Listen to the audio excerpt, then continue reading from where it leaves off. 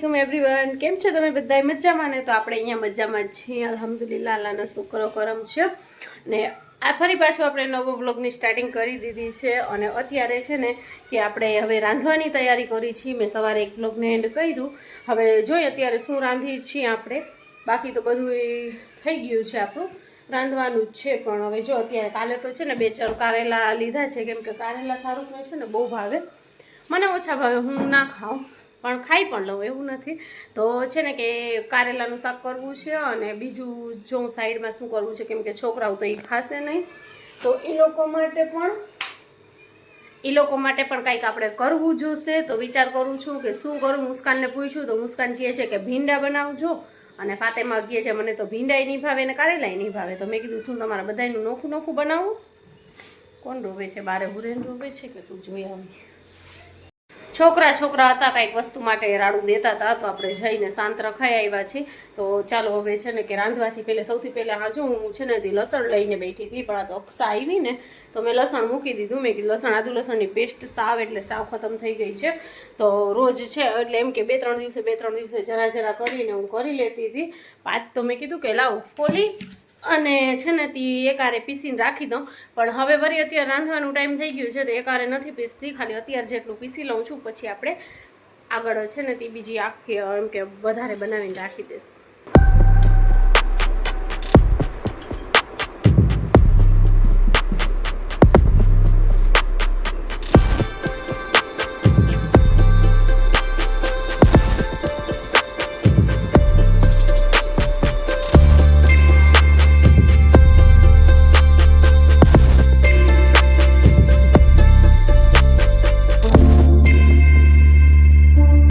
ચાલો તો અત્યારે આટલું લસણ ફોલી લીધું છે તો આને પીસી લઈ.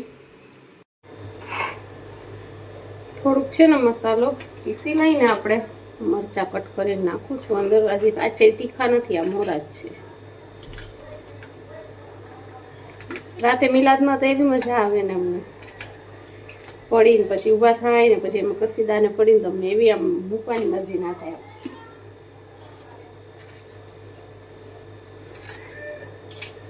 शहर का वक्त था मासूम कलियां मुस्कुराती थी, हवाएं खैर मकदम के तराने गुनगुनाती थी, अभी से बरी न उतरे भी न थे काबे के मिंबर से, कितने में सदाई अब्दुल्लाह के घर से, मुबारक हो साहे हर दूसरा तशरीफ ले आए, मुबारक हो मोहम्मद मुस्तफा तशरीफ ले आए, मौलाया सल्ली व सल्लिम दाइमन अबदन अला हबीबिका खैरुल खल्क़ि कुल्लिहिम.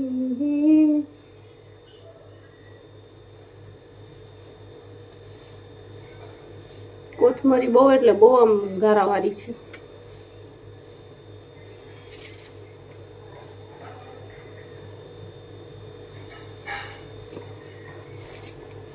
સાફ કરીને મૂકી દઈએ તો વાંધો ના. જો મસાલો આપણે પીસી લીધું છે અને કારેલા જો આ 3 છે, આ 3 કારેલાનું જ બનાવવાનું છે, કેમ કે સારું મેં એકને થઈ જાય તો ઘણું. આપણી માટે કંઈક આપણે બીજું બનાવશું. તો ચાલો તમારી સાથે રેસીપી શેર કરું. મને લાગે છે મેં ઘરેલા કારેલાની રેસીપી શેર કરી છે કે નથી ખબર નથી, મને ખ્યાલ નથી, પણ તે છતાંય આજે આપણે શેર કરી દઈએ. ચાલો તો આપણે કારેલાને કટ કરી અને ધોઈને રાખી દીધા છે. આવી રીતે મેં કટ કર્યા છે. અંદરના બી બહુ હાર્ડ હતા તો મેં બધું કાઢી નાખ્યું છે અને અહીંયા પાણી મૂકી દીધું છે. કારેલાને આની અંદર આપણે બાફશું અને બાફતા ટાઈમ છે ને એક વાતની ધ્યાન રખાય કે ઢાંકીને ના બફાવાય, ખુલ્લા બફાવાય તો એની છે ને કડવાશ નીકળી જાય, એમ કેટલે હદ સુધી ઓછી થઈ જાય. ઢાંકીને બાફીને તો એકદમ કડવા થઈ જાય. તો આપણે એને છે ને કારેલાને બાફવા મૂકી દઈશું અને બફાઈ જાય ને પછી હું તમને દેખાડું. હા, થોડુંક એક આમાં મીઠું નાખશું બાફવામાં, બીજું કાંઈ નહીં. ચાલો ફ્રેન્ડ્સ, તો આપણા કારેલા બોઇલ થાય છે ને ત્યાં સુધી આપણે છે ને એની અંદર ભરવાનો લોટનો મસાલો આપણે રેડી કરી લઈએ. એક આપણે પ્લેટમાં બધી વસ્તુ મિક્સ કરીને રાખી દઈએ. પછી આ થઈ જાય ને તો સીધા ભરવા થાય આપણને. તો હું જો મારી રીતે બનાવું છું, ઘણા અલગ રીતે બનાવતા હોય.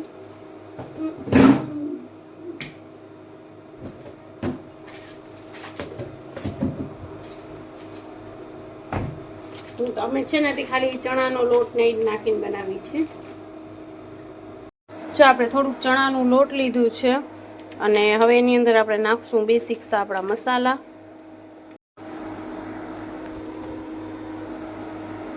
ચાલો, તો સૌથી પહેલે છે ને સ્ટાર્ટિંગમાં જ આપણે ચણાના લોટમાં થોડુંક એક આદુ લસણની પેસ્ટ નાખશું. વધારે નહીં, અડધી ચમચી જેટલી.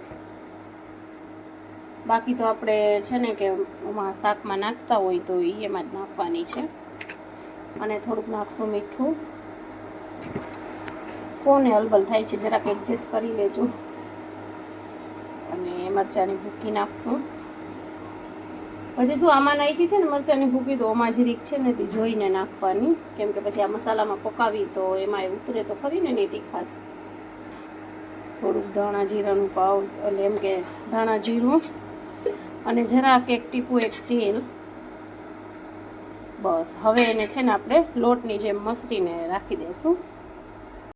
ચાલો, આપણે લોટને બાંધી લીધું, એટલે એમ કે ભેગું કરી નાખ્યું છે. અને કારેલા બફાઈ ગયા છે, પાણીમાંથી કાઢી નાખ્યા છે, કેમ કે હજી એને સાવ નીચોડીને પછી એની અંદર મસાલો ભરશું આપણે. ગરમ છે. તો હવે ચાલો, આપણા કારેલા ઠંડા પણ પડી ગયા ને મેં દબાવીને એનું વધારાનું પાણી હતું ને એ પણ કાઢી નાખ્યું છે. તો હવે એની અંદર છે ને આ મસાલાને એની અંદર ભરી નાખશું કારેલાને. અને પછી છે ને મેં અહીંયા મૂક્યું છે તેલ, તો એની અંદર આપણે કરશું ફ્રાય. પહેલાં છે ને તેલમાં ફ્રાય કરી લઈશું કારેલાને, અને પછી ડુંગળીથી કરશું આપણે એનું વઘાર. કઢાઈ છે ને આમ પકતી છે ને એટલે તેલ બધું આમ વયું જાય છે, પણ હાલશે. આમાં ફ્રાય આપણે કરી નાખશું. તો જે આ રીતે આપણો કારેલો છે ને એની અંદર છે ને અને મસાલાને ભરી નાખશું આપણે આવી રીતે.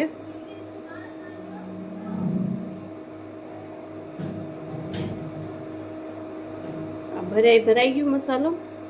આવી જ રીતે બધાય આપણે ભરી લેશું.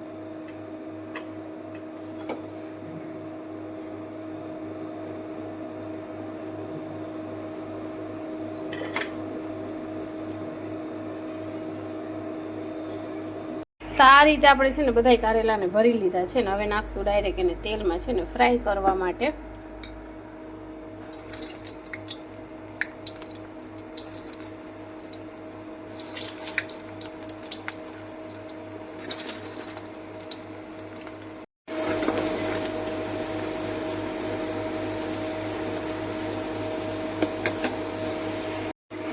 ચલો, આ ફ્રાય થઈ ગયા છે. હવે એને આપણે બહાર કાઢી લઈ.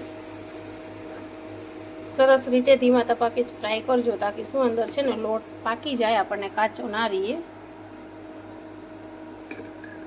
તો ખાવાની છે ને મજા પણ આવે. આ જરાક લોટ વધ્યો તો આપણે આમ કરીને તરી નાખ્યું છે.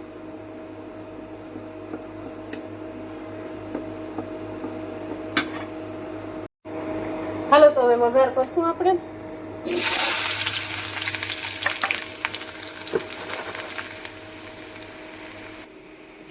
આ જોઈ લ્યો, અહીંયા આવીને બેસી ગઈ છે. હમણાં જ એને 4-5 દિવસ પહેલાં જ એના ઘરે છે ને બિલ્લીના બચ્ચા આવ્યા છે. સરસ મજાના 4 બચ્ચા આવ્યા છે. માખી વેરાન કરે છે એને પણ.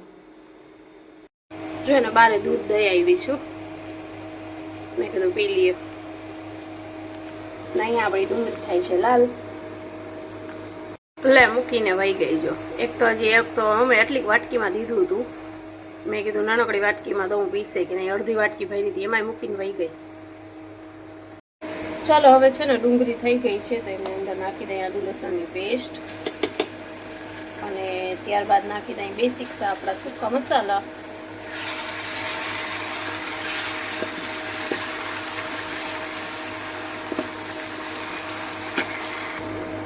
તો આપણે એમાં મસાલા નાખી દીધા છે, આપણા સૂકા ચટણી મસાલો, ધાણા જીરું ને એ બધું. અને તે છતાંય જો કાંઈ વધારે એના ફ્લેવરના કોઈ પણ મસાલા એડ કરવા હોય તો કરી શકાય. મટનનો મસાલો છે કે કોઈ ગરમ મસાલા છે કે એ કાંઈ. ટીપું પાણી નાખીએ એમાં. તો આપણે થોડુંક એની અંદર પાણી નાખ્યું છે. હવે મસાલાને પકાવશું અંદર અને ત્યારબાદ કારેલા નાખીને થોડીક વાર કારેલા નાખીને ઢાંકીને પકાવશું. પહેલાં મસાલો તો પાકી જાય, ખુશ્બુ મસ્ત આવે છે. તો આપણો મસાલો સરસ રીતે પાકે છે ને અત્યારે આ ટાઈમે છે ને હું જરાક કેપ્ચર કરતા ભૂલી ગઈ કે મેં અત્યારે છે ને તે મટન મસાલાનું જે પેકેટ આવે ને એમાંથી થોડુંક મટન મસાલો એડ કર્યું હતું. તમે કોઈ પણ મસાલો એડ કરી શકો છો, તમને કોઈ વેજીટેબલનું ભાવતું હોય. ચાલો, તો આપણો મસાલો હવે સોતરાઈ ગયો છે ને હવે એની અંદર નાખશું કારેલા.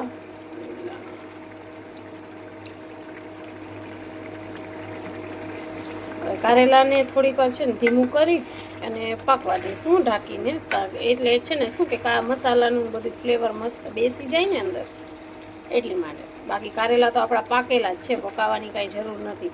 એક તો આપણે બોઇલ પણ કર્યા છે અને બીજા નંબરમાં ફ્રાય પણ કર્યા છે. તો ચાલો હવે એને ઢાંકીને થોડીક વાર પાકવા દઈએ. ચાલો, હવે જો સરસ મજાનું શાક આપણું પાકી ગયું છે આ ટાઈમે, તો હવે આપણે આને ઉતારી લેશું ને મસ્ત મજાનું આપણું કારેલાનું શાક થઈ ગયું છે રેડી. ચાલો, તો હવે આપણે જો બેઠા છીએ જમવા માટે અને છે ને તે જમી છીએ. સારું, મેં પૂછી શાક કેવું છે? એક નંબર સારું છે કારેલાનું શાક. અત્યારે છે ને બિચારા કામેથી આવ્યા છે ને કે મારા હાલત ખરાબ છે, મને વિડીયોમાં ના લેતી.